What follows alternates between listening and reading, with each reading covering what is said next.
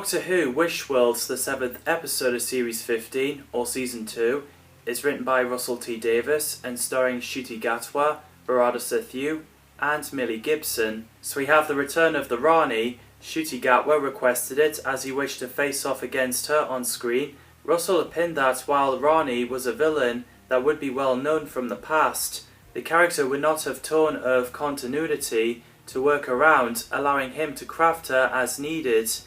At the same time, he purposely decided to write an incarnation of the Rani rather than a newly created character so that newer viewers might become interested in watching her past stories. He also believed the character not to be evil, feeling that her passion for science merely made her more amoral than immoral. The false reality was created to be heteronormatal and with traditional binary gender roles.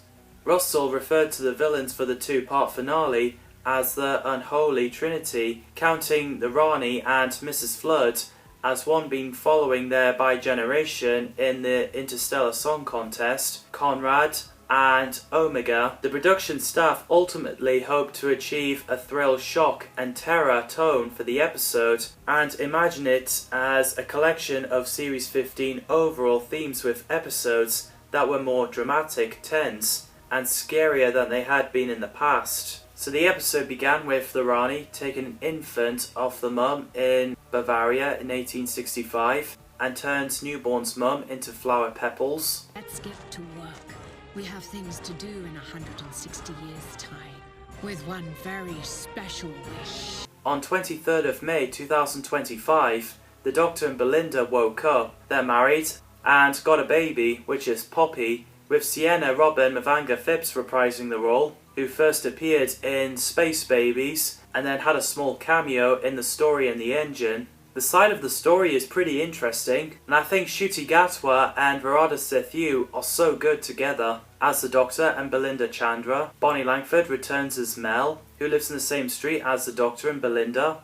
Nice to see her again. I'm single, no parents, no children, so I will sit in silent contemplation and be jolly glad. Jonah Hauer-King returns as Conrad Clark, who throughout this episode tells a story about the Doctor and the Rani to the people broadcast worldwide, explaining what the Rani's plans are, and I think Conrad is the villain you just love to hate. Ruth Madeley, Gemma Redgrave, Susan Twist, Alexander Devrient, Michelle Greenidge and Angela Winter returns as Shirley Bingham, Kate Lethbridge-Stewart, Susan Triad, Christopher Ibrahim, Carla and Cherry Sunday, which is nice to see them back, as always. Conrad created his own world with help from the Rani, and every time there's doubts, the cups smashes onto the floor. Wait.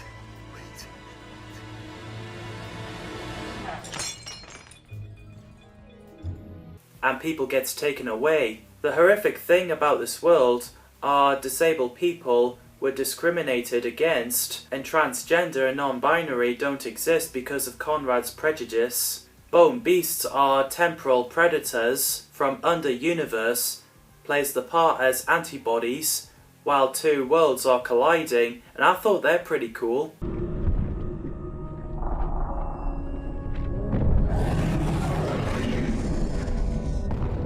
Units looks pretty different, and it works for national insurance in that world. The Doctor goes by the name John Smith.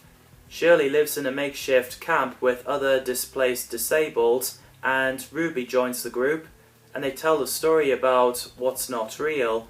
And there's a cool surprise where the Doctor watches TV, and it's disrupted by Susan and Rogue, with Carol Ann Ford and Jonathan Groff reprising the role. But the secret was beginning to wake. And the Doctor said, "Tell me the secret."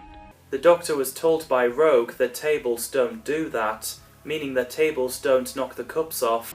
Tables don't do that. When he shows Belinda, the Doctor got reported and got arrested, and so did Belinda. The Doctor meets Rani and Conrad again, and there's a great dance between the Doctor and the Rani. Can you remember if that's true?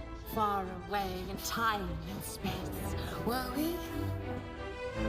So she tells Belinda that she never had a child. Both incarnations of the Rani are played by Archie Panjabi and Anita Dobson, which I think they work so well together. Dobson's version is known as Mrs. Flood, who's been around since the church on Ruby Road.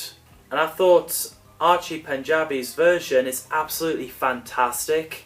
The actress was contacted personally to appear in the show as the Rani, which she accepted. And I also thought the Bone Palace looks pretty cool. Rani revealed that she's saving Omega by creating a compromised reality and destroying it with doubt. After the Doctor is locked inside the balcony, he then remembers who he is, but after the midnight struck on 24th of May, the reality is starting to fall, and the Doctor falls from the Rani's tower, which is a brilliant cliffhanger.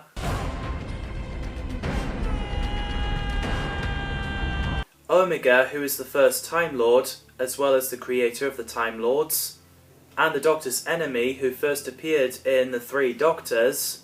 Who are you? In the legends of your people, I am called Omega. Omega? And you can hear Stephen Thorne, the original Omega actor's voice, in this episode, which is cool.